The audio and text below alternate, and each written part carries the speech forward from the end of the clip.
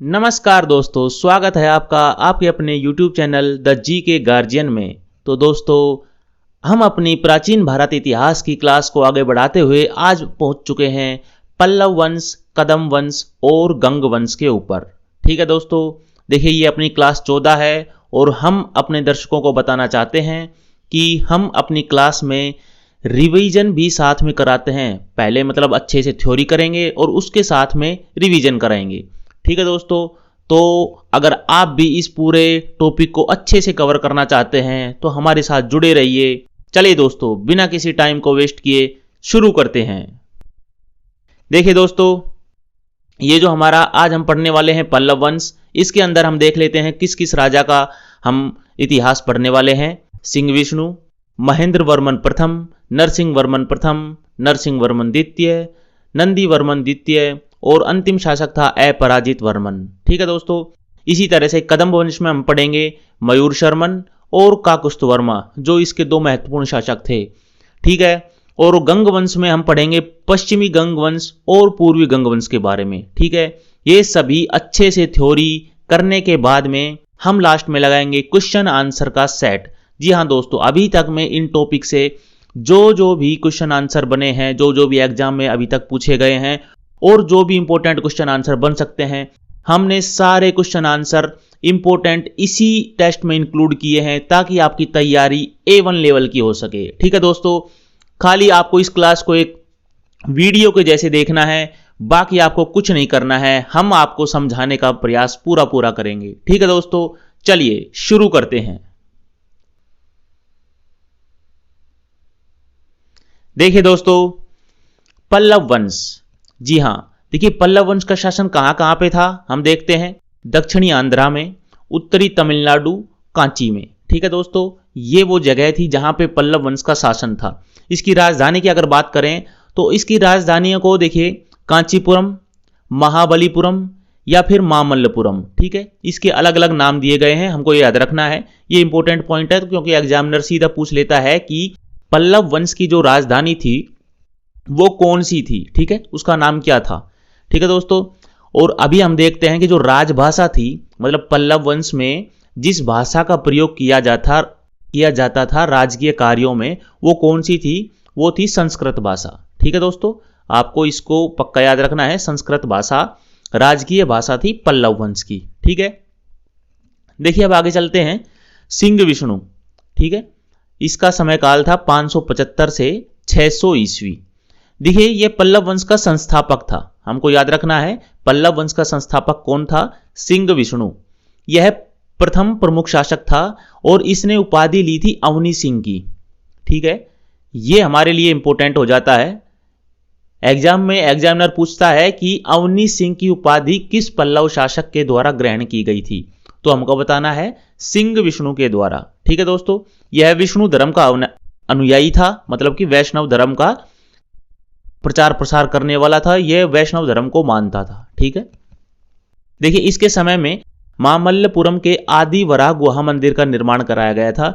ये important point है आपके लिए, ये आपको याद रखना है कि जो आदि वराह गुहा मंदिर है, ठीक है, कहां पे? मामल्लपुरम में। ठीक है, इसका निर्माण किस शासक के द्वारा कराया गया था? तो सिंह विष्णु के द्वारा कराया गया था। देखिए इस मंदिर में सिंह विष्णु और उसकी दो रानियों की प्रतिमाएं हैं। ठीक है, जो सिंह विष्णु था उसकी खुद की और उसकी दो रानियों की प्रतिमा लगी हुई है इस मंदिर में। देखिए इसकी सभा में जो संस्कृत के कवि थे ना, भारवी, ठीक है, जिन्होंने किसकी रचना की थी? किरातार्जुनीयम जो ग्रंथ है उसकी रचना की थी, ये इसकी सभा में उपस्थित थे, मतलब इसकी सभा में रहते थे इसके शासनकाल के समय में। ठीक है, तो हमको ये पॉइंट इंपॉर्टेंट हो जाता है हमारे लिए कि जो संस्कृत कवि भारवी थे वो किस शासक की सभा में रहते थे। ठीक है, तो सिंह विष्णु के शासनकाल में थे वो। ठीक है, हमको ये पूरा अच्छे से क्लियर हो गया। ठीक है दोस्तों, आगे चलते हैं। देखिए अगला शासक आता है महेंद्र वर्मन प्रथम।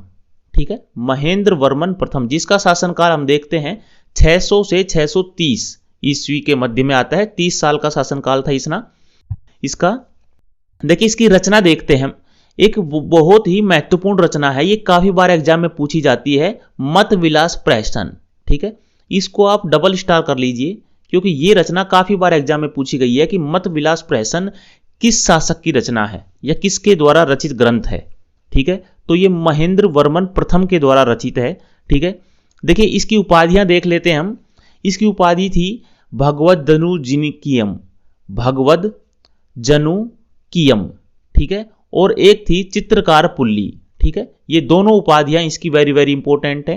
ठीक है दोस्तों, आगे चलते हैं। देखिए इसके समकालीन एक चालुक्य शासक था पुलकेशिन द्वितीय। ठीक है, उसने इसके ऊपर आक्रमण करा।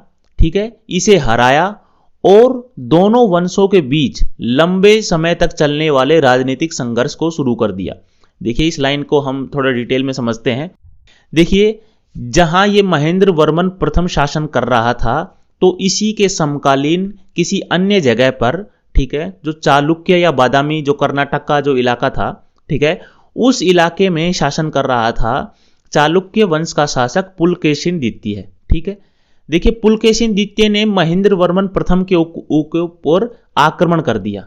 महेंद्र वर्मन प्रथम के ऊपर आक्रमण कर दिया पुलकेशिन द्वितीय ने और इसे हरा दिया। ठीक है, अब क्या होता है कि पल्लव वंश और चालुक्य वंश में दुश्मनी की भावना बढ़ जाती है और दोनों बारी बारी से एक दूसरे के ऊपर आक्रमण करते रहते हैं। ठीक है, तो ये जो राजनीतिक संघर्ष है ना, ये यहां से शुरू होता है।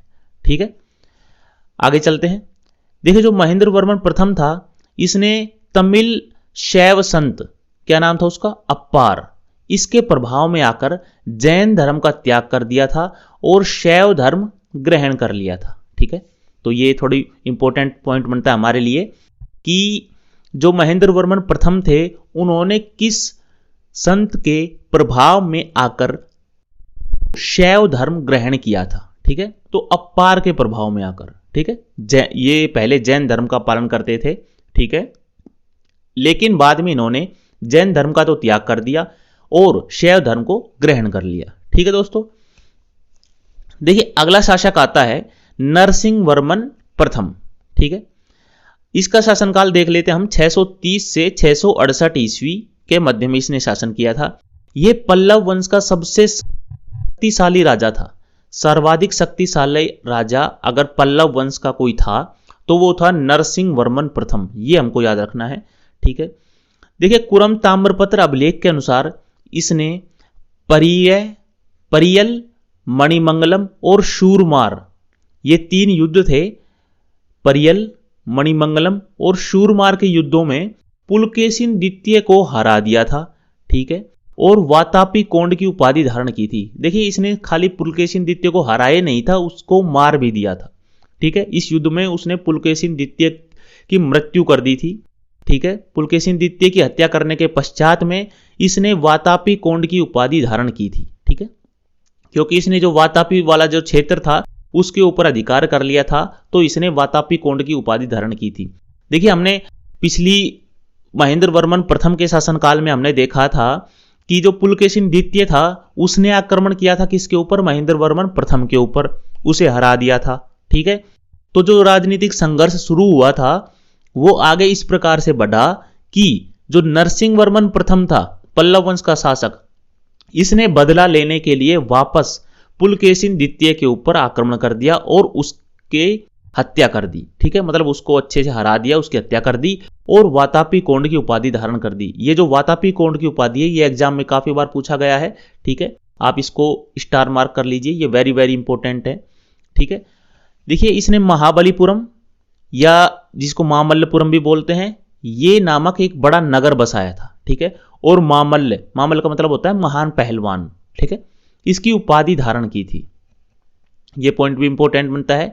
देखिए एग्जामिनर सीधा सीधा 1 लाइनर क्वेश्चन पूछता है कि जो मामल्लपुरम नामक जो नगर था वो किसने बसाया था। ठीक है, या फिर जो मामल्ल की उपाधि थी वो किस शासक ने ग्रहण की थी, तो हमको याद रखना है ये था नरसिंह वर्मन प्रथम। ठीक है दोस्तों, जो कि पल्लव वंश का सबसे शक्तिशाली राजा था, जिसने पुलकेशिन द्वितीय की हत्या कर दी थी और वातापी कोंड की उपाधि धारण की थी। ठीक है दोस्तों, इतना क्लियर हो गया। आगे चलते हैं।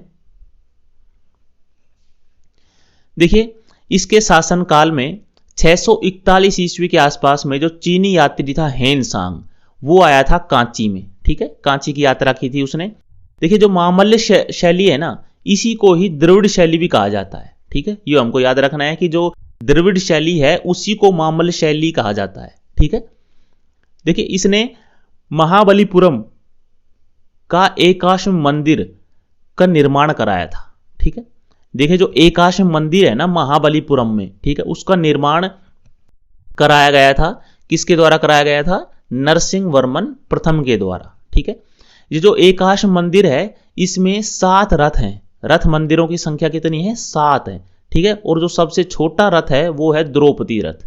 ठीक है, देखिए आपको इतना ज्यादा डिटेल में पढ़ने की जरूरत नहीं है, आपको खाली इतना याद रखना है कि जो एकाश्म मंदिर था वो महाबलीपुरम में था और उसकी मतलब कि निर्माण किसने कराया था? तो नरसिंह वर्मन प्रथम ने कराया था। ठीक है दोस्तों, इतना हो गया। अभी हम अगला शासक के बारे में पढ़ते हैं। देखिए अगला शासक आता है नरसिंह वर्मन द्वितीय। ठीक है, जिसका शासनकाल माना जाता है 695 से 720 ईस्वी। देखिए इसकी उपाधि कौन कौन सी थी हम देख लेते हैं। राज सिंह, आगम प्रिय और शंकर भक्त। ठीक है, देखिए ये वाली जो उपाधियां है ना, ये दोनों उपाधियां ये वेरी वेरी इंपॉर्टेंट हैं। ठीक है, ये एग्जाम में कई बार पूछी जा चुकी हैं कि शंकर भक्त या फिर आगम प्रिय। ठीक है, आगम प्रिय किस शासक की उपाधि थी? तो नरसिंह वर्मन द्वितीय की। ठीक है दोस्तों, आगे चलते हैं। देखिए इसने कांची के कैलाशनाथ मंदिर, ठीक है, राज सिद्धेश्वर या जिसको राज सिंहेश्वर भी बोलते हैं, या फिर ऐरावतेश्वर, सॉरी क्या नाम है ये, ऐरावतेश्वर के विशाल मंदिर का निर्माण कराया था। ठीक है, देखिए ये इंपॉर्टेंट पॉइंट है हमारे लिए, ये कि जो राज सिद्धेश्वर है या फिर ऐरावतेश्वर है, ठीक है, यहां पे जो कैलाश मंदिर का निर्माण है वो किसने कराया था? तो नरसिंह वर्मन द्वितीय ने कराया था। और इसके साथ ही जो द्रविड़ स्थापत्य कला थी, ठीक है, जो मंदिरों में प्रयोग में की जाती है, ठीक है, उसकी शुरुआत हुई थी। देखिए इसी के शासनकाल में अरबों का आक्रमण हुआ था। ठीक है, नरसिंह वर्मन द्वितीय के शासनकाल में। ठीक है, और इसने कांची में घटिका, जिसको संस्कृत महाविद्यालय बोलते हैं, उसकी स्थापना की थी। ये पॉइंट इंपॉर्टेंट बनता है आपके लिए कि जो संस्कृत महाविद्यालय है कांची में, उसकी स्थापना किसने की थी? नरसिंह वर्मन द्वितीय ने की थी। ठीक है, इसने चीन में 720 ईस्वी में दूत मंडल भेजा था। आपको जो इंपॉर्टेंट पॉइंट याद रखने हैं वो एक तो इसकी उपाधि याद रखनी है नरसिंह वर्मन द्वितीय की। ठीक है, एक ये जो कैलाशनाथ मंदिर है और जो ऐरावतेश्वर मंदिर है। ठीक है, देखिए कैलाशनाथ मंदिर के अन्य नाम भी है राज सिद्धेश्वर और राज सिंहेश्वर। ठीक है, कैलाशनाथ मंदिर के अन्य नाम देख लेते हैं हम। एक तो है राज सिद्धेश्वर और एक राज सिंहेश्वर। ठीक है, इन दोनों की उपाधि भी, सॉरी, इन दोनों का अन्य नाम क्या है? कैलाशनाथ मंदिर। ठीक है, और ऐरावतेश्वर मंदिर का भी निर्माण इसी ने कराया था। ये 2 पॉइंट। और तीसरा पॉइंट आपको ये याद रखना है कि जो घटिका, मतलब जिसको कि संस्कृत महाविद्यालय बोलते हैं, कांची में है जो, इसकी स्थापना भी नरसिंह वर्मन द्वितीय के शासनकाल में हुई थी। 1 पॉइंट, 2 पॉइंट और ये 3 पॉइंट आपको याद रखने हैं। ठीक है दोस्तों, आगे चलते हैं। देखिए जो कांची का कैलाशनाथ मंदिर था उसमें पल्लव राजा और रानियों की आदम कद की मूर्तियां लगी हुई थी, मतलब बड़े साइज की मूर्तियां लगी हुई थी। कहां पे? कांची के कैलाशनाथ मंदिर में। देखिए संस्कृत भाषा का जो एक विद्वान था जिसका नाम क्या था? दंडी। ठीक है, वो दंडी इसी के दरबार में रहता था। यह आपके लिए इंपॉर्टेंट पॉइंट बनता है। ठीक है दोस्तों, आपको ये याद रखना है कि जो संस्कृत भाषा का विद्वान दंडी था, ठीक है, जो दंडी कवि था, वो किसके दरबार में रहता था? तो वो रहता था नरसिंह वर्मन द्वितीय के दरबार में। ठीक है, देखिए दंडी की एक रचना थी, क्या थी? जो 10 कुमार चरित है ना, 10 कुमार चरित, ठीक है, इसकी रचना दंडी ने ही की थी। ठीक है, देखिए आगे देखते हैं। नरसिंह वर्मन द्वितीय ने पेरुंडवेनार नामक विद्वान को भी संरक्षण प्रदान किया था। ठीक है, एक विद्वान और था जिसका नाम था पेरुंडवेनार। ठीक है, ये भी आपको याद रखना है। एक तो पेरुंडवेनार हो गया और एक हो गया दंडी। ठीक है, पेरुंडवेनार और दंडी ये दोनों को संरक्षण दिया था किसने? नरसिंह वर्मन द्वितीय ने। ठीक है दोस्तों, आगे चलते हैं। देखिए एक अन्य शासक आता है नंदी वर्मन द्वितीय। इसने मुक्तेश्वर मंदिर और बैकुंठ का पेरुमल मंदिर, इन दोनों का निर्माण कराया था। ठीक है, ये आपको याद रखना है कि कांची के जो मुक्तेश्वर मंदिर का निर्माण है वो किस शासक के द्वारा कराया गया था। ठीक है दोस्तों, तो वो कराया था मुक्तेश्वर मंदिर, वो सॉरी नंदीवर्मन के द्वारा, नंदीवर्मन द्वितीय के द्वारा। ठीक है दोस्तों, आगे चलते हैं। देखिए अभी आता है पल्लव वंश का अंतिम शासक, जिसका नाम था अपराजित वर्मन। ठीक है, और जिसका समय था 879 से 897 ईस्वी के मध्य में। ये पल्लव वंश का अंतिम शासक माना जाता है। ठीक है दोस्तों, पल्लव वंश का अंतिम शासक कौन था? अपराजित वर्मन। ठीक है, अभी हम पल्लव वंश के जो प्रशासन थे, समाज थे, उसके बारे में थोड़ी जानकारी लेते हैं। देखिए पल्लव का जो प्रशासन था ना, इस काल में ब्राह्मणों, मंदिरों को टैक्स मुक्त भूमि अनुदान दी जाती थी। मतलब ऐसी भूमि जिसके ऊपर टैक्स ना लगता हो, वो ब्राह्मणों और मंदिरों को दान दी जाती थी। ठीक है, भूमि का स्वामित्व रखने वाली गैर ब्राह्मणों की सभा को उर कहा जाता था। देखिए ऐसी सभा जो ब्राह्मणों की नहीं थी, मतलब गैर ब्राह्मणों की सभा थी उस शासनकाल में, उस समाज में, उसको क्या कहा जाता था? उर कहा जाता था। ऐसी गैर ब्राह्मणों की सभा जो भूमि का स्वामित्व रखती हो, मतलब जिसके पास भूमि हो, ठीक है, उसको क्या कहते थे? उर। ये आपको याद रखना है, ये इंपॉर्टेंट पॉइंट है, उर को याद रखना है आपको। आगे चलते हैं। देखिए समाज और धर्म के बारे में पढ़ते हैं। पल्लव जो साम्राज्य था, ठीक है, उसमें किस प्रकार का समाज था और धर्म क्या क्या था। देखिए 4 स्तर की जटिल जाति व्यवस्था थी। ठीक है, जिसमें ब्राह्मणों का आधिपत्य था। वो जाति व्यवस्था हम जानते हैं, ब्राह्मण, वैश्य, क्षत्रिय, शूद्र। ठीक है, देखिए पल्लव जो थे ना, वो रूढ़िवादी हिंदू ब्राह्मण थे। रूढ़िवादी से मतलब कि जो पुराने टाइम के जो क्रियाकलाप थे, रीति रिवाज थे, उनको मानने वाले थे। और ये हिंदू धर्म थे, मतलब सनातन धर्म के मतलब प्रवर्तक थे ये। ठीक है, इनका धर्म सनातन धर्म था। देखिए इन शासन काल में भक्ति आंदोलन को संतों ने प्रोत्साहित किया। देखिए कौन कौन से संत हुए हैं इस काल में। एक तो शैव संत हुए हैं, जो मतलब कि शिव जी को मानने वाले थे, और एक वैष्णव संत जो कि विष्णु जी को मानने वाले थे। शैव संतों को नयनार कहते हैं, ये आपको याद रखना है। शैव संतों को क्या कहते हैं? नयनार। और वैष्णव संतों को कहते हैं अलवार। देखिए ये कभी कभी कंफ्यूजन हो जाता है, तो हम आपके लिए छोटी सी ट्रिक बताते हैं। देखिए जो शिव जी थे, ठीक है, तो शिव जी के कितने नयन थे? 3 नयन थे। ठीक है भाई, एक जो एक्स्ट्रा नयन होता है शिव जी के, जो मतलब मस्तक के बीच में होता है, ठीक है, तो इससे हम नयन से याद रख सकते हैं नयनार। ठीक है, शैव संतों को क्या कहते हैं? नयनार। और इसी तरह से जो बच गया, वैष्णव संतों को क्या कहेंगे फिर? अलवार। ठीक है दोस्तों, देखिए कुछ संतों के नाम दिए गए हैं यहां पे। शैव संतों में आते हैं अंपार, सुंदरार, संबंदर, ये प्रमुख थे। और वैष्णव संतों में पेरियालवलार, अंडाल कवियत्री, देखिए ये इंपॉर्टेंट आपके लिए, अंडाल कवियत्री, नम्मालवार और कुलकर। ठीक है, देखिए अगर आप याद करना चाहें तो इन सभी को आपको लिख लिख के थोड़ा याद करना पड़ेगा, क्योंकि अगर एग्जामिनर डीप में जाना चाहेगा ना, ठीक है, तो इनमें से सीधा एक नाम डाल देगा कि जो अंडाल कवियत्री थी वो पल्लव धर्म में किस मतलब कि किस धर्म को मानने वाली थी। ठीक है दोस्तों, सॉरी। तो ये हमको याद रखना है कि हर एक नाम, किस किस संत का नाम किस किस धर्म से जुड़ा हुआ है, ये हमको थोड़ा याद रखना है। देखिए इस काल में शैव और वैष्णव धर्म को बढ़ावा मिला, जैसा कि हम देख रहे हैं। और जो जैन और बौद्ध धर्म था ना, इनका पतन हुआ था। ठीक है, शैव और वैष्णव धर्म को बढ़ावा मिला था, और जो जैन और बौद्ध धर्म थे उनका पतन हुआ था। ठीक है दोस्तों, किसके काल में? पल्लव साम्राज्य के काल में। आगे चलते हैं।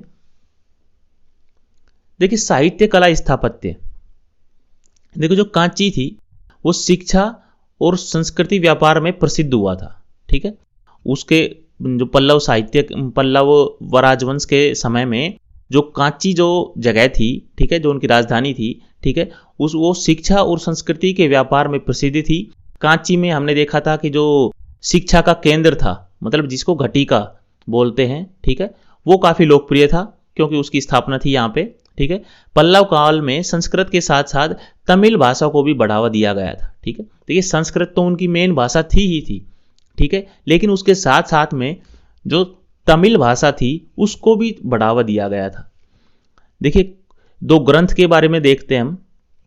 एक ग्रंथ है पेरिया पुराण, ठीक है, ये शिव जी को समर्पित है, और एक ग्रंथ है नालायिर दिव्य प्रबंधम, ठीक है, ये विष्णु जी को समर्पित है, ठीक है। तो आपको ये याद रखना है, ये दोनों पॉइंट आपके लिए वेरी वेरी इंपॉर्टेंट होते हैं, ठीक है।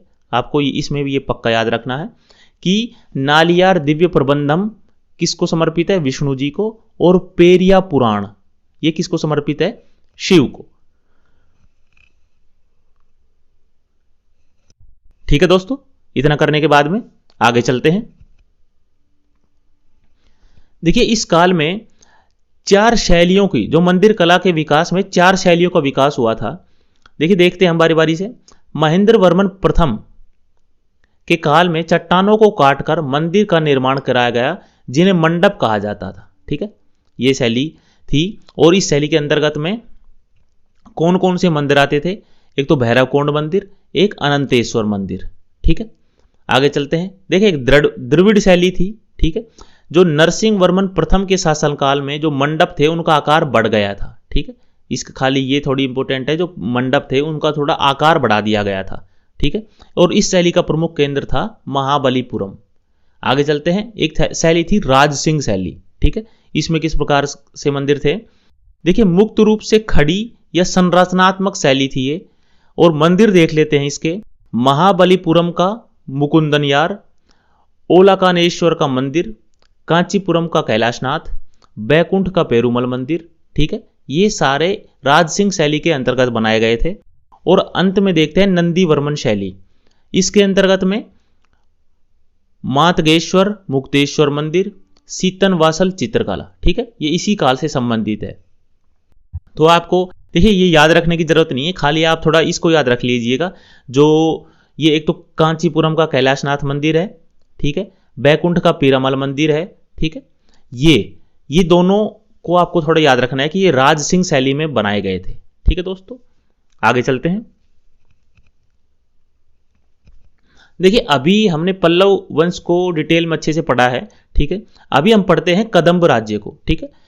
देखिए कदम्ब जो राजवंश था वो दक्षिण भारत का एक प्राचीन शासक राजवंश, ठीक है, जो एक दक्षिण भारत में एक प्राचीन राजवंश थे, उनमें से एक था कदम्ब राज्य, ठीक है। इसका देखिए शासनकाल माना जाता है 345 से 525 ईस्वी। देखिए इसकी उत्पत्ति जो वर्तमान का जो कर्नाटक राज्य है ना, ठीक है, उसका एक क्षेत्र है बनवासी, ठीक है, इसको हमको याद रखना है। कदम्ब जो राज्य है वो इसी के इर्द गिर्द घूमेगा, ये जो जगह है ना बनवासी, ठीक है, तो बनवासी याद रखना है हमको। देखिए कदम्ब राजवंश ने 345 से 525 ईस्वी तक दक्षिण भारत के एक बड़े हिस्से पर शासन किया। देखिए ये हमने पढ़ा है, ये हम जानते भी हैं कि जो उनकी जो पृष्ठभूमि है और उनका जो मूल है उसके बारे में बहुत कम जानकारी मिलती है। देखिए कदम्ब राज्य से संबंधित हमको बहुत ज़्यादा जानकारी मिलती नहीं है, फिर भी जहाँ जहाँ से जो भी जानकारी हमको प्राप्त हुई है वो हम आपके लिए यहाँ पे लेके आए हैं, ठीक है। इसके अलावा आपको कदम्ब राज्य के बारे में जानकारी मतलब ना तो लेनी है ना रखने की कोई ज़रूरत भी है, क्योंकि कदम्ब राज्य से कभी कभार भी कोई मतलब मुश्किल से किसी एग्जाम में कोई एक क्वेश्चन पूछा गया होगा, फिर भी हम आपके लिए थोड़ा सा इसको बता देते हैं। देखिए कुछ इतिहासकारों का मानना है कि जो कदम्ब हैं वो स्वतंत्रता प्राप्त करने से पहले प्रारंभिक ये पश्चिमी क्षत्रपों या सातवाहनों के अधीन सरदार रहे होंगे, ठीक है। देखिए ये कुछ इतिहासकार ऐसा मानते हैं, जो कि ये है कि जो कदम्ब थे, ठीक है, वो अपना राज्य स्थापित करने से पहले, ठीक है, जैसे सातवाहन हो गए या जो अन्य राजा थे उनके अधीन सरदार की भूमिका निभाते होंगे, ठीक है। ये पल्लवों के समकालीन थे, ठीक है, जो पल्लव साम्राज्य था उसी के समकालीन थे ये कदम्ब राज्य भी, ठीक है, उसी के पैरेलल किसी अन्य जगह पे ये शासन चल रहा था। देखिए वो जो कदम्ब राज्य था, ठीक है, इसकी स्थापना किसने की, मयूर शर्मन ने। ये वेरी वेरी वेरी इंपॉर्टेंट है, ठीक है, आप इसको याद रखिएगा कि जो मयूर शर्मन था उसने कदम्ब राज्य की स्थापना की, ठीक है, 4वीं शताब्दी में उत्तरी कर्नाटक व कोंकण में, ठीक है, अपनी सत्ता स्थापित की। ठीक है, राजधानी की बात करते हैं तो जो कर्नाटक के उत्तरी केंद्र जिला है उसमें वैजयंती या फिर जिसको वनवासी कहा जाता है। ठीक है, वनवासी में या फिर जिसको वैजयंती कहा जाता है, ये इसकी राजधानी थी। ये आपको याद रखना है। ठीक है, देखिए जो कदम्ब के जो शुरुआती राजा थे ना, जो शुरू के राजा थे, उनकी शुरुआत ये बनवासी नामक जगह से ही हुई थी। ठीक है, हमने आपको बताया था कि जो कदम्ब राज्य है उसके लिए ये बनवासी जगह वेरी वेरी इंपॉर्टेंट है। ठीक है, आपको ये दो चीजें तो पक्का याद रखनी है। एक तो बनवासी आप अपने दिमाग में फिट कर लीजिए, कदम्ब राज्य से संबंधित। ठीक है, और एक कर्नाटक राज्य।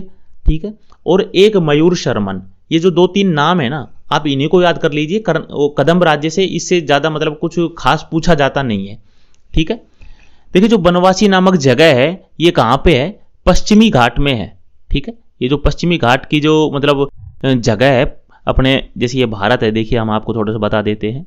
ठीक है, ये जो पश्चिमी घाट है ना, ठीक है, ये वाला जो इलाका है, ठीक है, इसमें जो कर्नाटक की बनवासी जगह स्थित है यहाँ पे। ठीक है, कदम्ब राजवंश के उदय से पहले भी जो बनवासी जो जगह थी ना, वो हिंदू और जैन धर्म का एक महत्वपूर्ण केंद्र माना गया है। ठीक है दोस्तों, आगे चलते हैं।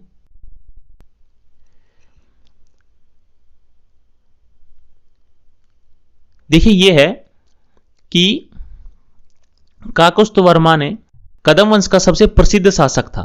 ठीक है दोस्तों, कदम्ब वंश का सबसे प्रसिद्ध शासक कौन था? काकुस्थ वर्मा था। ठीक है दोस्तों, ये हमने पढ़ा है। देखिए 425 ईसा पूर्व से 450 ईसा पूर्व, 425 से 450 ईसा पूर्व के मध्य में, ठीक है, इसके शासनकाल था। किसका? काकुस्थ वर्मा का।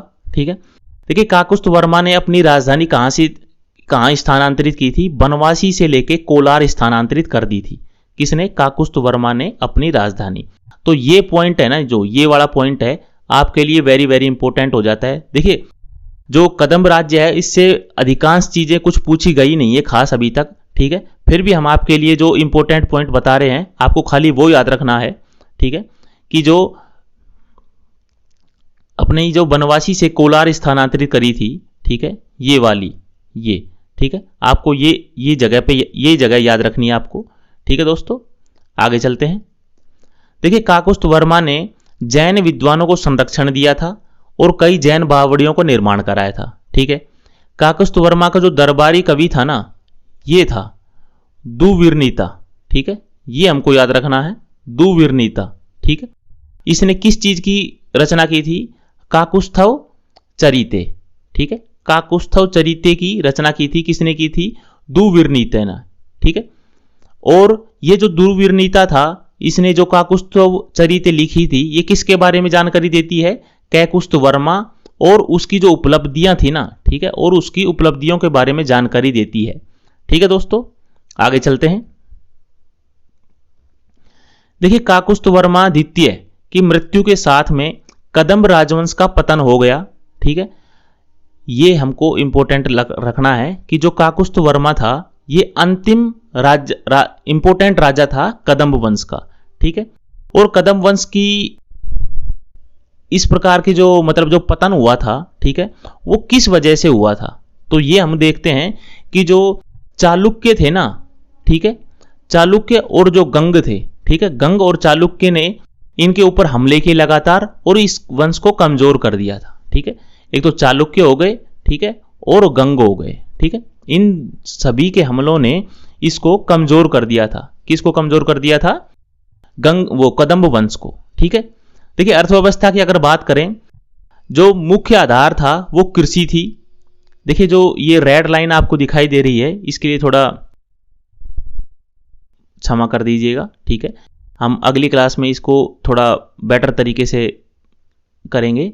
यह भी थोड़ी टेक्निकल फॉल्ट की वजह से ये जो हमने पीछे वो किया था वो आगे भी इसी तरह से दिखाई दे रहा है। ठीक है, आप खाली इसमें जो हम अभी बता रहे हैं खाली उस पर फोकस कीजिए। जो कृषि थी इसकी अर्थव्यवस्था का मुख्य आधार थी। ठीक है, और जो कदम्ब थे उसने जमींदारों और मंदिरों को अग्रहारा या कर मुक्त भूमि ये प्रदान की थी। ठीक है, जो अग्रहारा या जो कर मुक्त भूमि है वो किसने किसको प्रदान की थी?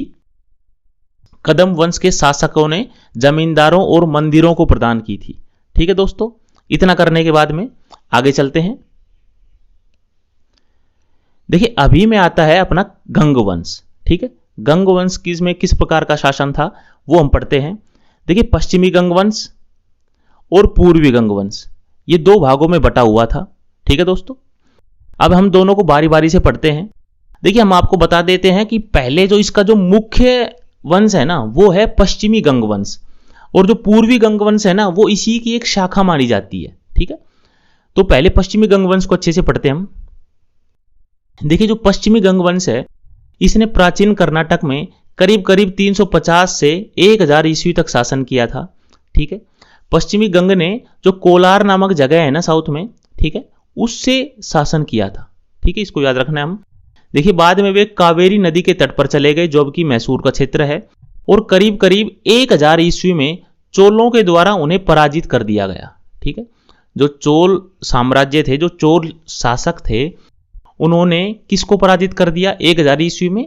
पश्चिमी गंगों को। ठीक है, इसके बाद से ही पश्चिमी गंगों का जो आधिपत्य था वो समाप्त हो गया। ठीक है, देखिए पश्चिमी गंग सम्राटों ने सभी धर्मों के लिए सहिष्णुता दिखाई, लेकिन जो जैन धर्म था ना वो इनका प्रिय था। ठीक है, लेकिन इसी कारण ये जो जैन धर्म से संबंधित माने जाते हैं जो पश्चिमी गंग वंश थे। ठीक है, देखिए ये क्या कहा गया है, हम आपको थोड़ा समझाते हैं कि जो गंग धर्म के गंग जो सम्राट थे, ठीक है, उन्होंने सभी धर्मों के लिए बराबर कार्य किया। ठीक है, लेकिन जो जैन धर्म के जो समर्थन थे ना वो इनके मतलब जैन धर्म को इन्होंने थोड़ा सबसे ऊपर रखा है। ठीक है, इससे ये पता चलता है कि कहीं ना कहीं ये खुद भी जैन धर्म को मानने वाले थे। ठीक है, देखिए श्रवणबेलगोला और कदम्बहल्ली जैसे स्थानों में स्मारकों का निर्माण कराया गया है। ठीक है, ये जो जैन धर्म से संबंधित स्मारकों का निर्माण है ये कहाँ कहाँ पे कराया है? पश्चिमी गंग वंश के द्वारा श्रवणबेलगोला और कदम्बहल्ली। ठीक है दोस्तों, आगे चलते हैं। देखिए गंग के राजाओं ने अपनी रानियों को ना क्षेत्रीय अधिकार दिए थे। जो उनकी रानियां थी उनको क्षेत्रीय अधिकार दिए थे, जिससे पता चलता है कि जो महिलाएं थी वो स्थानीय सरकार में शामिल हो गई थी।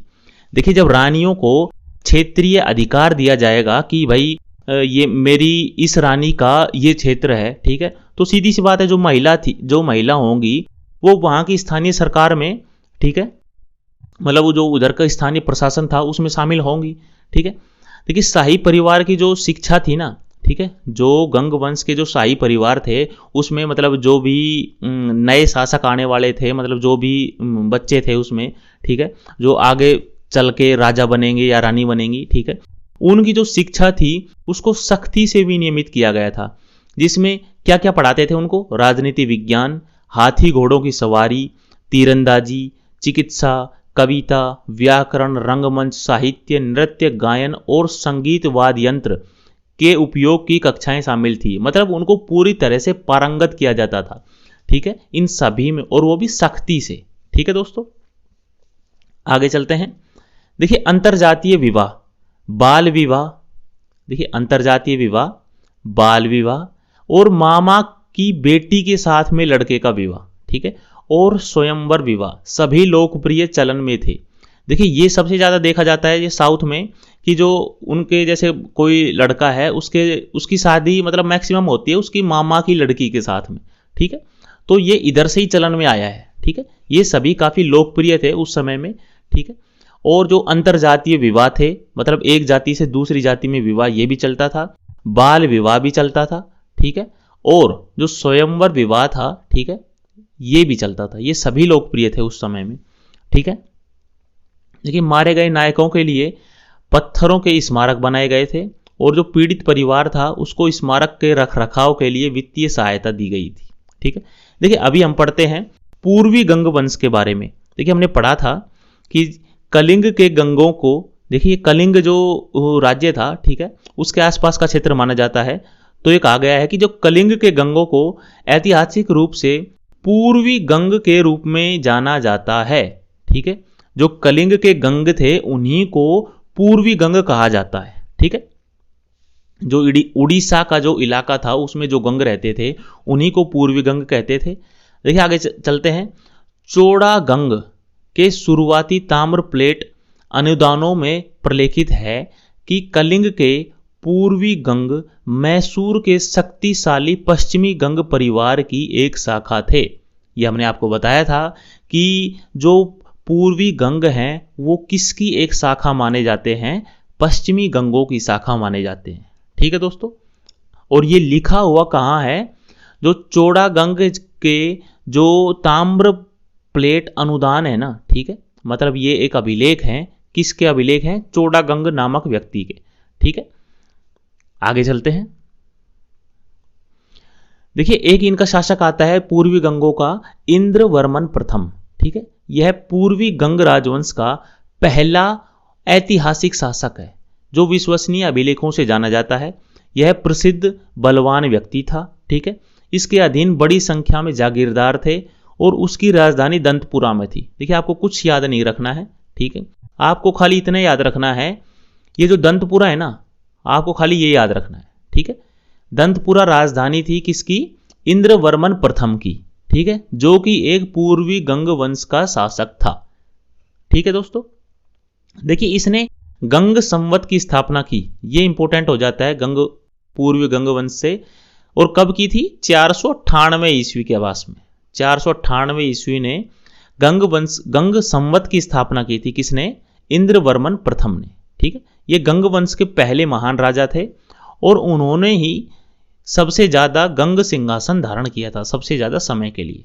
ठीक है, देखिए एक और राजा आता है सामंत वर्मन। ठीक है, करीब 562 ईस्वी में। ठीक है, यह अंतिम प्रसिद्ध पूर्वी गंग का शासक था।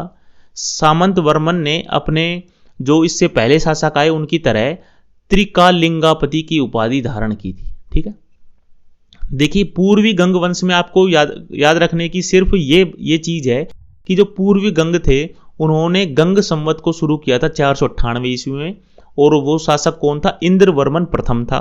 ठीक है, खाली इतना याद रखना है, और उसकी राजधानी थी दंतपुरा में। ठीक है, और कुछ भी याद नहीं रखना आपको। देखिए हमने कदम्ब, गंग और पल्लव राजवंश को अच्छे से समझा है। ठीक है, अभी हम इसके जितने भी अभी तक एग्जाम में आए हुए हैं ना क्वेश्चन आंसर, ठीक है, वो सभी करेंगे। इसमें आपको कोई भी किसी प्रकार की त्रुटि नहीं मिलेगी और आपको 100% ये टॉपिक अच्छे से क्लियर हो जाएगा। ठीक है दोस्तों, तो क्वेश्चन नंबर 1 देखते हैं कि निम्नलिखित में से किसने पल्लव राजवंश की स्थापना, देखिए जो पल्लव राजवंश की स्थापना थी वो किसने की थी। ऑप्शन देखते हैं, सिंह विष्णु, महेंद्र वर्मन प्रथम, नरसिंह वर्मन प्रथम या फिर महेंद्र वर्मन द्वितीय। तो इसका सही आंसर हो जाएगा सिंह विष्णु। ठीक है, ऑप्शन नंबर ए ठीक हो जाएगा। आगे चलते हैं। तमिलनाडु में स्थित पुडुकोट्टई की तिरुकोंकणम काकर्णेश्वर मंदिर और पल्लवारम की 5 सेल वाले गुफा मंदिर का निर्माण किसने कराया था। ठीक है, तो ये हमने देखा है कि महेंद्र वर्मन प्रथम ने कराया था। ऑप्शन नंबर बी ठीक हो जाएगा। ठीक है दोस्तों, इसको याद रखिएगा कि पुट्टुकोट्टई की जो तिरुकोंकणम ये है मंदिर और काकर्णेश्वर मंदिर, ठीक है, और पल्लवारम की जो 5 सेल वाले गुफा मंदिर, इन सभी का निर्माण किसने कराया था, महेंद्र वर्मन प्रथम ने। देखिए खाली जिस प्रकार से एग्जाम में क्वेश्चन पूछे गए हैं उसी प्रकार से आपके सामने हमने रखे हैं। ठीक है दोस्तों, तो इनको अच्छे से थोड़ा दिमाग में सेट कर लीजिएगा, क्योंकि अगर पल्लव वंश या फिर गंग वंश, कदम वंश से कोई एग्जाम में क्वेश्चन पूछा जाएगा ना, तो अभी हमने जितने भी क्वेश्चन डाले हैं इसके अलावा कोई क्वेश्चन नहीं पूछा जाएगा, ये हमारी गारंटी है। ठीक है, आप खाली इसी थ्योरी को पढ़ के इसी क्वेश्चन आंसर को लगाइए, इसके अलावा कोई क्वेश्चन कभी नहीं पूछा जाएगा अलग से, ये हमारी गारंटी है। ठीक है दोस्तों, क्वेश्चन नंबर 3 है, निम्नलिखित में से किस पल्लव राजा के शासनकाल में चीनी यात्री हेनसांग आया था और कहां पे आया था, कांची में। देखिए किस राजा के शासनकाल में आया था चीनी यात्री हेनसांग। देखिए वैसे हमने पढ़ा है हर्षवर्धन के शासनकाल के समय में आया था, लेकिन यहां बात हो रही है पल्लव शासनकाल की। ठीक है, तो वो आया था पल्लव शासनकाल में नरसिंह वर्मन प्रथम के शासनकाल के अंतर्गत। ठीक है दोस्तों, तो ऑप्शन नंबर सी ठीक हो जाएगा। आगे चलते हैं। देखिए दोस्तों, सॉरी ये आपको थोड़ा पढ़ने में दिक्कत हो रही होगी, इसको मैं आपके लिए पढ़ देता हूं, ठीक है। देखिए, निम्नलिखित में से किस पल्लव राजा की हत्या चालुक्य राजा विक्रमादित्य सेकंड ने की थी? देखिए, कौन से पल्लव राजा की हत्या चालुक्य राजा विक्रमादित्य सेकंड ने की थी? तो परमेश्वर वर्मन सेकंड ने, ठीक है। ऑप्शन डी ठीक हो जाएगा। आगे क्वेश्चन नंबर 5 है, निम्नलिखित में से किसने बैकुंठ का पेरुमल मंदिर बनवाया था? देखिए, बैकुंठ का जो पेरुमल मंदिर है वो पूछा गया है किसने बनवाया था, ठीक है। तो क्वेश्चन नंबर 5 का आंसर हो जाएगा नंदी वर्मन द्वितीय। ऑप्शन नंबर बी ठीक हो जाएगा। क्वेश्चन नंबर 6 है, कांचीपुरम किस राजवंश की राजधानी थी? जो कांचीपुरम थी, ठीक है, ये किस राजवंश की राजधानी थी? तो ये पल्लव राजवंश की राजधानी थी, हमने पढ़ा है। ऑप्शन नंबर बी ठीक हो जाएगा इसका। आगे चलते हैं। देखिए, क्वेश्चन नंबर 7 है, निम्नलिखित में से किस पल्लव राजा को मामल्ल, ठीक है, ये मामल्ल है जिसका मतलब महान पहलवान होता है, ठीक है, और मंदिरों का शहर महाबलीपुरम उसके नाम पर रखा गया था? देखिए, वो कौन व्यक्ति था जिसको मामल्ल उपाधि दी गई और मंदिरों का जो शहर था ना महाबलीपुरम उसके नाम के ऊपर रखा गया था, ठीक है। तो हमने देखा था जो नरसिंह वर्मन द्वितीय था, ठीक है, उसी की उपाधि थी ये मामल्लपुरम, ठीक है। ऑप्शन नंबर ए ठीक हो जाएगा। क्वेश्चन नंबर 8 देख लेते हैं। कांचीपुरम में कैलाशनाथ मंदिर का निर्माण किसने करवाया था? देखिए, हमसे पूछा गया है कि जो कैलाशनाथ मंदिर है, ठीक है, इस मंदिर का निर्माण किसने करवाया था, ठीक है। तो हमने पढ़ा था कि जो नरसिंह वर्मन द्वितीय था। ऑप्शन नंबर ए ठीक हो जाएगा, ठीक है, नरसिंह वर्मन द्वितीय आएगा इसमें। क्वेश्चन नंबर 9 देखते हैं। पल्लवों का एकाश्मीय रथ, ठीक है, ये कहां से मिला है? ठीक है, तो हमको बताना है तंजावुर, महाबलीपुरम, कांचीपुरम या फिर पांडिचेरी, ठीक। तो इसका महाबलीपुरम सही आंसर हो जाएगा। ऑप्शन नंबर बी ठीक हो जाएगा। आगे चलते हैं।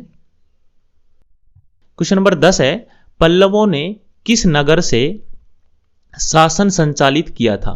ठीक है, पल्लवों ने किस नगर से शासन संचालित किया था? तो हम जानते हैं कांचीपुरम जो उसकी प्रमुख राजधानी थी, प्रमुख शहर था पल्लवों का।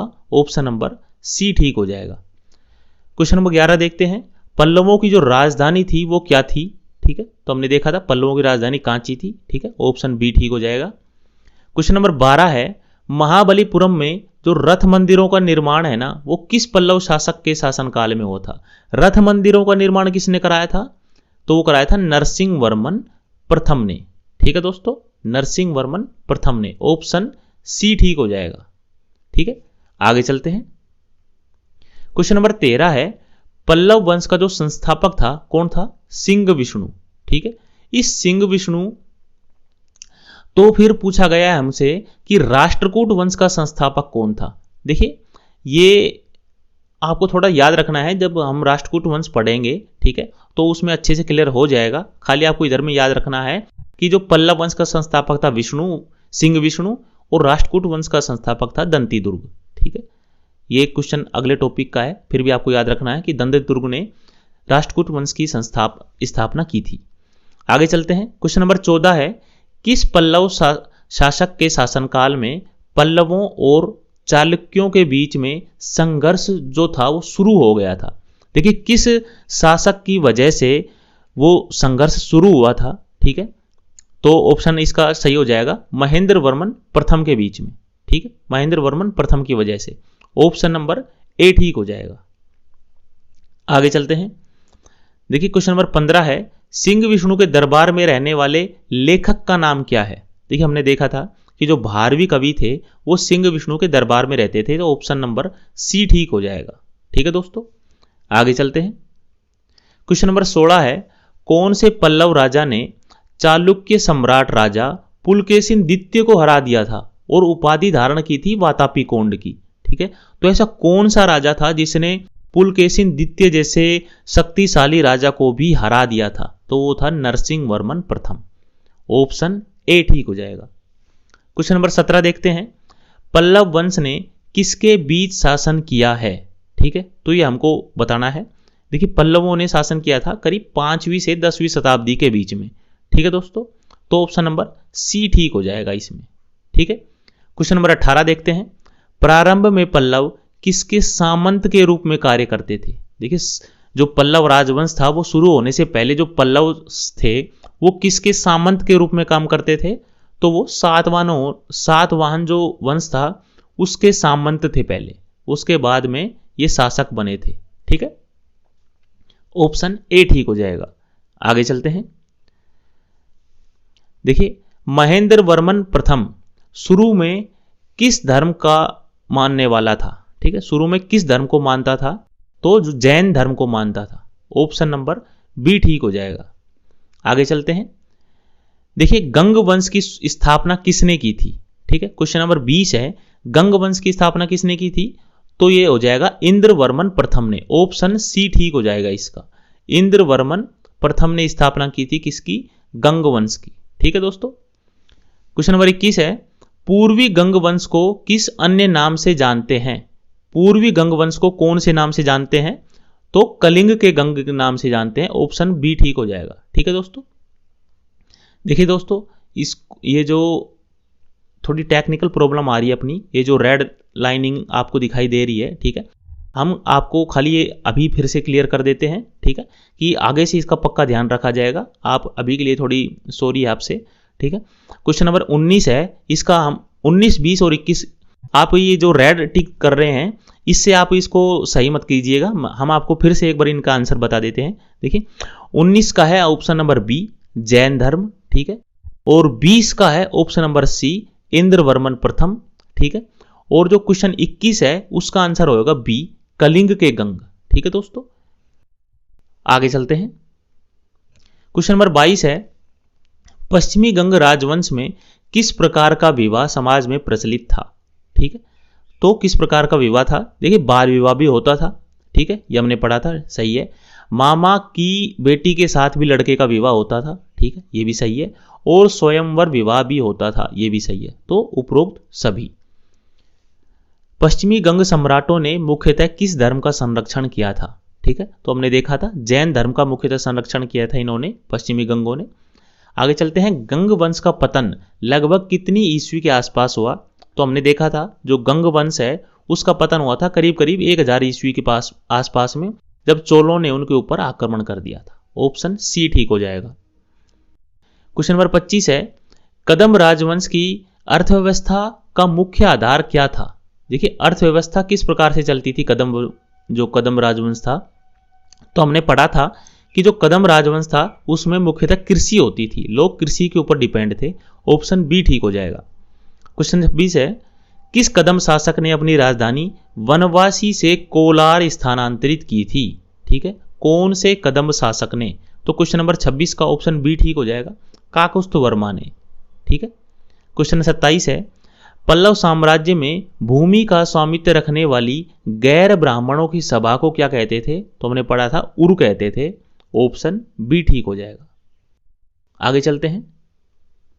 क्वेश्चन नंबर 28 है, पल्लव साम्राज्य में जो राजभाषा थी वो क्या थी? ठीक है, तो राजभाषा हमने पढ़ी थी, राजभाषा संस्कृत थी।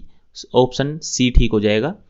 क्वेश्चन नंबर 29 है, अवनी सिंह, देखिए ये उपाधि है, ठीक है, अवनी सिंह ये किस शासक को कहा जाता था? ठीक है, तो ये सिंह विष्णु को कहा जाता था। ऑप्शन बी ठीक हो जाएगा। ठीक है। क्वेश्चन नंबर 30 है, संस्कृत कवि भारवी किस शासक के दरबार में रहते थे? ठीक है, देखिए जो संस्कृत कवि भारवी थे वो कौन से शासक के दरबार में रहते थे? तो सिंह विष्णु के शासन दरबार में रहते थे। ऑप्शन बी ठीक हो जाएगा। ठीक है, आगे चलते हैं। क्वेश्चन नंबर 31 है, देखिए ये है एक उपाधि है चित्रकार पुल्ली। ठीक है, ये किस शासक को दी गई उपाधि है? ठीक है, क्वेश्चन नंबर 31 का आंसर हो जाएगा महेंद्र वर्मन प्रथम। ऑप्शन सी ठीक हो जाएगा। ठीक है दोस्तों। क्वेश्चन नंबर 32 है, मत विलास प्रहसन। ठीक है, ये हमने बताया था, वेरी वेरी इंपॉर्टेंट है। इसकी रचना किस शासक के द्वारा की गई? ठीक है, तो महेंद्र वर्मन प्रथम के द्वारा की गई। ऑप्शन सी ठीक हो जाएगा। आगे चलते हैं। पल्लव वंश का सबसे शक्तिशाली राजा कौन था? क्वेश्चन नंबर 33 का आंसर हो जाएगा नरसिंह वर्मन प्रथम। ये हमने देखा था, जिसने की पुलकेशिन द्वितीय की भी हत्या कर दी थी। ठीक है, ऑप्शन ए ठीक हो जाएगा। आगे चलते हैं। देखिए ये फिर से इधर से फिर वही आ गया है। देखिए आगम प्रिय, शंकर भक्त, ये किस शासक की उपाधियां थी? ठीक है, तो क्वेश्चन नंबर 34 का आंसर हो जाएगा नरसिंह वर्मन द्वितीय। ठीक है, नरसिंह वर्मन द्वितीय की उपाधियां थी आगम प्रिय और शंकर भक्त। ऑप्शन डी ठीक हो जाएगा क्वेश्चन नंबर 34 में। ठीक है दोस्तों, आगे चलते हैं। देखिए कांची में संस्कृत विश्वविद्यालय की स्थापना किसने की? कांची में जो संस्कृत विश्वविद्यालय था उसकी स्थापना किसने की थी?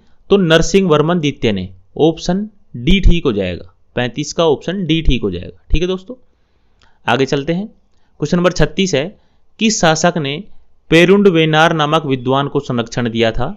तो इसमें भी ऑप्शन नंबर डी ठीक हो जाएगा, नरसिंह वर्मन द्वितीय ने दिया था। Option D. देखिए हम 34, 35 और 36 के फिर से बता रहे हैं, तीनों के ऑप्शन डी ठीक है। ठीक है, 36 का ऑप्शन डी सही हो जाएगा, 35 का ऑप्शन डी सही हो जाएगा और क्वेश्चन नंबर 34 का भी ऑप्शन डी सही होगा। ठीक है दोस्तों, आगे चलते हैं। देखिए क्वेश्चन नंबर 37 है, बैकुंठ के पेरुमल मंदिर का निर्माण किसने कराया था? बैकुंठ का जो पेरुमल मंदिर है उसका निर्माण किसने कराया था? नंदी वर्मन द्वितीय ने कराया था। ऑप्शन सी ठीक हो जाएगा। क्वेश्चन नंबर 38 है, पल्लव वंश का अंतिम शासक कौन था? पल्लव वंश का अंतिम शासक कौन था? तो अपराजित वर्मन। ऑप्शन डी ठीक हो जाएगा। क्वेश्चन नंबर 39 है, 720 ईस्वी में चीन में दूत मंडल भेजने वाला पल्लव शासक कौन था? ठीक है, तो पल्लव शासक कौन था? नरसिंह वर्मन द्वितीय। ऑप्शन सी ठीक हो जाएगा। आगे चलते हैं, आज का लास्ट सवाल है। देखिए पल्लव वंश का जो संस्थापक था सिंह विष्णु, वो किस धर्म को मानता था? ठीक है, तो वो वैष्णव धर्म को मानता था। इसके नाम से हम पता लगा सकते हैं सिंह विष्णु किस धर्म को मानेगा? वैष्णव धर्म को। ठीक है, देखिए आज के सारे क्वेश्चन, देखिए हमने अच्छे से आज के जितने भी सारे क्वेश्चन आंसर थे वो प्लस में इसके जो भी नोट्स थे वो क्लियर किए। देखिए बीच में थोड़ी सी टेक्निकल फॉल्ट के कारण आपको थोड़ी दिक्कत हुई होगी, उसके लिए क्षमा चाहते हैं। ठीक है, आगे से इस बात का पक्का अच्छे से ध्यान रखा जाएगा। ठीक है दोस्तों, हम आपके लिए अगली साइड में दिखाते हैं कि जो अपनी अगली आने वाली क्लास है, ठीक है, वो किसके ऊपर रहेगी? जो हम पढ़ेंगे संपूर्ण चालुक्य वंश को। देखिए जो चालुक्य वंश थे, ठीक है, वो उसकी कई शाखाएं मानी गई है। ठीक है, जैसे वातापी के चालुक्य, वेंगी के चालुक्य, ठीक है, पश्चिमी चालुक्य, पूर्वी चालुक्य, कल्याणी चालुक्य। ठीक है, ये जो अलग अलग नाम है ये इनमें काफ़ी कन्फ्यूजन होता है। ठीक है, तो इसको हम अच्छे से क्लियर करेंगे और लास्ट में इसी तरह से उसकी जैसे थ्योरी के साथ साथ में रिवीजन के रूप में क्वेश्चन आंसर करेंगे। ठीक है दोस्तों आपसे प्लीज़ एक रिक्वेस्ट है, अगर आपने अभी तक हमारे चैनल को सब्सक्राइब नहीं किया है, ठीक है, तो प्लीज़ चैनल को सब्सक्राइब कर दीजिए। ठीक है, और इसी प्रकार की और भी वीडियो के लिए हमारे चैनल को देखते रहिए, शेयर कीजिए हमारे चैनल को। ठीक है दोस्तों, आप सपोर्ट करेंगे तो हम आपके लिए और भी इसी तरह की अच्छी